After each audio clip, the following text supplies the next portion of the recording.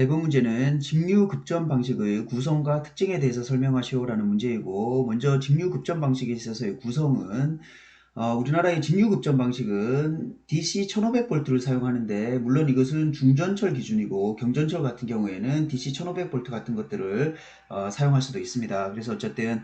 직류급전 방식 같은 경우에는 이 전차선의 급전 전압이 DC 1500V이고 DC를 만들어내야 되기 때문에 당연히 정유경 변압기가 있고 정유기가 있고 DC 차단기 같은 것들이 적용되어 있고, 여기서부터 전차선에 DC 1500V가 공급됩니다. 우리나라의 급전 계통은 크게 AC 25000V 계통과 DC 1500V 계통이 있는데, DC 1500V 계통 같은 경우에는 주로 지하철에 사용이 되고, AC 25000V 같은 경우에는 광역철도에서 주로 사용되는 급전 전압입니다. 그래서 DC 1500V 같은 경우에는 전압이 낮기 때문에 저런 레벨을 경감시킬 수가 있는 거죠. 그래서 특히 지하철 같은 경우에는 이렇게 터널 구조물이 있으면 이 터널 구조물에서부터 이 급전선과 전차선의 전동차의 판테그래프 가 접촉이 되고, 이제 전동차가 레일을 통해서 귀선하는 구조인데, 이 전압이 1500V이기 때문에 터널 구조물 자체를 작게 만들 수 있는 장점이 있습니다. 그래서 DC 1500V를 사용을 하는데, 이렇게 저런 레벨을 경감시킬 수 있는 장점은 있지만 전압 자체가 낮기 때문에 많은 대전류가 흐릅니다. 그래서 대전류가 흐름에 따라서 단점들이 발생을 하는 거고, 뒤에서 특징에서 자세히 설명을 드리고, 어쨌든 직류급전 계통의 구성은 여기가 변전소 A 변전소가 되고 여기가 B 변전소가 되는 겁니다. 그래서 DC 급전 계통에서 변전소 같은 경우에는 보통 3개 정거장마다 하나 정도의 변전소가 설치가 되고, 이 변전소로부터 이렇게 급전선이 나가는데, 이 급전선은 A 변전소와 B 변전소의 급전선이 그림에서 보는 것처럼 같이 병렬로 연결이 되어 있습니다. 그래서 병렬 급전을 하고 있는 형태가 되는 것이죠. 그래서 AC 급전 계통 같은 경우에는 이 두 계통이 같이 연결이 되지 못하죠. 미묘한 위상 차이라든가 이런 것들에 의해서 큰 순환 전류가 흐를 수 있기 때문에 그것이 불가능한데, DC 같은 경우에는 이렇게 상시 병렬 운전을 하는 것이 특징이 되겠습니다. 그래서 구성도 자체는 이렇게 되고, 특징은 병렬 급전이 용이하다라는 것이 첫 번째 특징인데, 물론 시험 문제에서 급전 방식의 구성과 특징을 설명하시오라고 물어볼 수도 있지만, 특징을 설명하시오라고 물어보면 이렇게 하나하나 대제목을 쓰되 병렬 급전이 용이하다는 것을 이 그림을 통해서 설명을 하는 것이죠. 그래서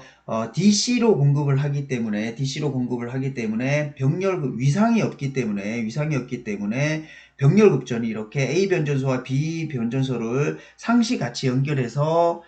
급전할 수 있는 병렬 급전이 용이하다는 것이고,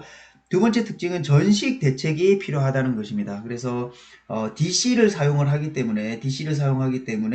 전류가 한쪽에서 유입이 되고 유출이 되는 방향이 항상 일정하기 때문에 전식이 발생을 할 수가 있고, 전식이 발생을 하는 원리와 대책은 별도 문제,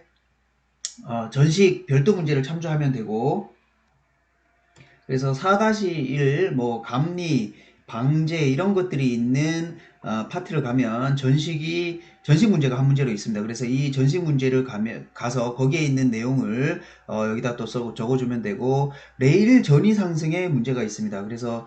DC 급전 계통 같은 경우에는 전차선이 있고 판타그래프가 있고 전동차가 있고 이렇게 레일이 있을 때 변전소로부터 전력이 공급이 돼서 레일을 타고 변전소로 돌아가는데, 이 레일이 대지와 절연이 돼 있는 상태지만 레일에는 항상 색가루 같은 것들이나 여러 가지 이물질들이 있어서, 그리고 DC 계통 같은 경우에는 DC 1500V를 사용하기 때문에 전압이 낮기 때문에 상대적으로 큰 전류가 흐르고, 이 전류가 레일을 타고 변전소로 레일을 통해서 다 기환을 해야 되는데, 그렇지 않고 대지로 유출되는 전류들이 상당히 존재합니다. 그래서 이 대지로 유출되는 거에 따라서 이 레일의 전위가 상승을 하게 되고, 레일의 전위가 상승을 한다는 것은 승객의 감전이라든가 이렇게 여러 가지 악의 영향이 발생을 할 수가 있습니다. 그래서 큰 특징 중에 하나가 레일이 전이가 상승할 수 있다는 거고, 요것도 뒷문제로 별도 문제로 또 하나가 출제가 되기 때문에 뒷문제를 참조를 하면 되고, 다음 특징 중에 하나가 직류 차단이 필요하다는 건데, 직류 같은 경우에는 DC 1500V를 사용하는 이유 중에 하나가 차단기라든가 여러 가지 부속 부대 전력 설비들에 개발되어 있는 전압이 표준 전압이 낮기 때문입니다. 그래서 DC 같은 경우에는 차단기 파트에 가면 DC 같은 경우에는 전류 0점이 존재하지 않아서 차단이 어렵고, 차단 시에 이상 전압이 발생할 수 있다라고 그림으로 설명이 되어 있는데, 또 마찬가지로 거기 차단기 파트에 있는 어, 내용을 그림을 그려서 직류 차단이 필요하다는 큰 단점을 하나 또 설명을 해주면 되고, 고조파 대책이 필요하다는 또 단점이 있습니다. 그래서 이 그림에서 보듯이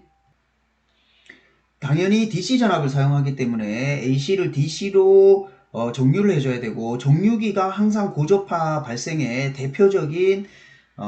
발생 원 중에 하나인데, 이렇게 정류를 하게 되면 고조파가 발생을 하게 되고, 그래서 DC 철도에서는 3상 6펄스 제어를 하는 게 아니라 6상 12펄스 제어를 해서 고조파를 저감을 시킵니다. 그래서 이것도 마찬가지로 또 품질 파트에 가면 고조파 대책 중에 6상 12펄스 제어라는 것이 있습니다. 6상 12펄스가 결선이 어떻게 되는지, 원리가 어떻게 되는지 설명이 되어 있으니까, 또 6상 12펄스 제어 내용을 가져와서 고조파 대책이 필요하다는 것을 설명을 해주면 되고, 아까 앞에서 말씀드린 대로 AC 급전 계통 같은 경우에는 25,000V를 사용하기 때문에 변전소 간격이 넓어서 광역철도에서 주로 사용이 되는데, DC 같은 경우에는 1500V 밖에 안 되기 때문에 큰 전류가 흐르고 레일 전이 상승이라든가 이런 문제들이 발생을 하기 때문에 변전소 간격을 넓게 하는데 상당히 큰 한계가 있습니다. 전압 강화도 물론 크게 발생을 하고 대전류가 흐르기 때문에, 그래서 변전소 간격이 매우 좁다라는 큰 단점이 있고, 대신에 앞에서 서두에서 말씀드린 대로 전압 레벨을 낮출 수가 있기 때문에, 전압 레벨을 낮출 수 있다라는 것은 토목공사에 있어서 이 터널의 크기를